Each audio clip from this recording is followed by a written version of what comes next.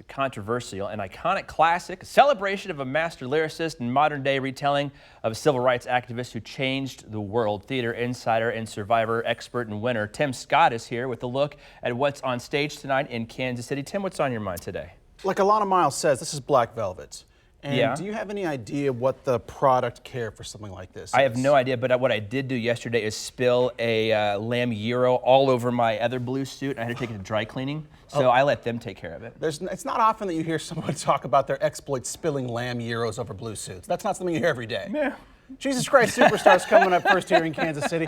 Jesus Christ Superstar, of course, is the classic Andrew Lloyd Webber musical celebrating its 50-year anniversary. Shouldn't have to tell you much about it. It's one of the great rock musicals of all time. It's the one I haven't seen, though, so I need you to tell me as much as you can. You got a great show. Well, I'll tell you what's amazing about this production is not only the show, but kind of the conceit. Kyle Hatley directs, one of my favorite directors in Kansas City. I try to go out and see everything that he does because he's got such an innovative and unique spin on theater and being a theater artist, and that definitely holds true for this production. A very, very good cast telling a really compelling story with excellent music by Andrew Lloyd Webber, who did Joseph and Evita, as you said. But really the secret sauce to this show is kind of how the story is being told. It's really theater at its best in terms of how you're watching the theater artist kind of unfold the story in front of you. It's totally sung through, totally rock opera sung through. It's got great music like What's the Buzz, Everything's All Right, I Don't Know How to Love Him, great classic songs. But at the Arts Asylum, it's a co-production between the Arts Asylum and This Happy Breed going on for a few more weeks. Okay, cool. So we still have time to go check that one out. You said a few more weeks? Yeah. Okay, excellent. And then what's the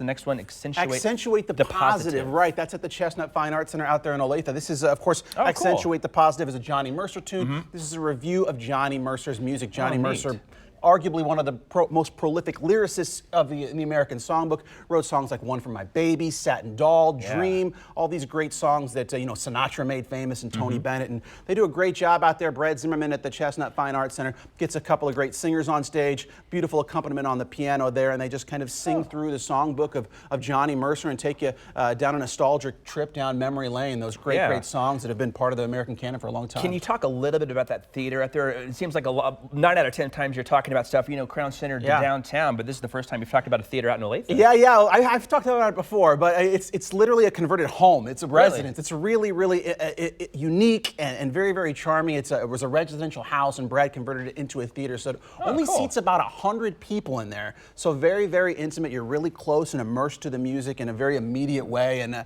it's one of those living room settings where you just kind of feel like you're literally in someone's living room.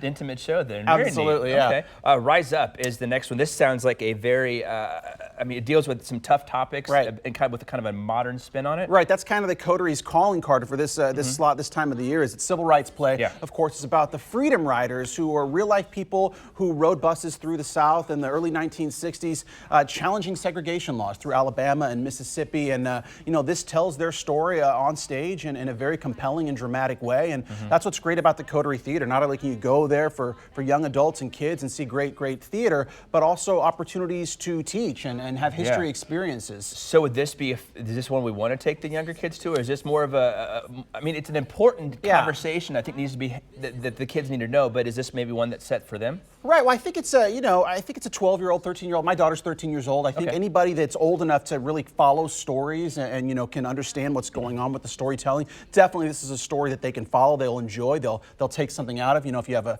4-year-old or 5-year-old, you might want to wait until Charlie Brown coming up a little bit later. But you got 3 great options. You got Jesus Christ Superstar, one of my favorite musicals of all time. Then you got Accentuate the Positive, the music of Johnny Mercer, and then Rise Up over there at the Coterie Theater. I'm going to grab a lamb gyro. Boom. See what happens to this velvet. All right. Well, I hope you have better luck than I did, sir. But it looks dashing on you. Yeah, like Alana Miles says. Alana Miles? Is that who sang it?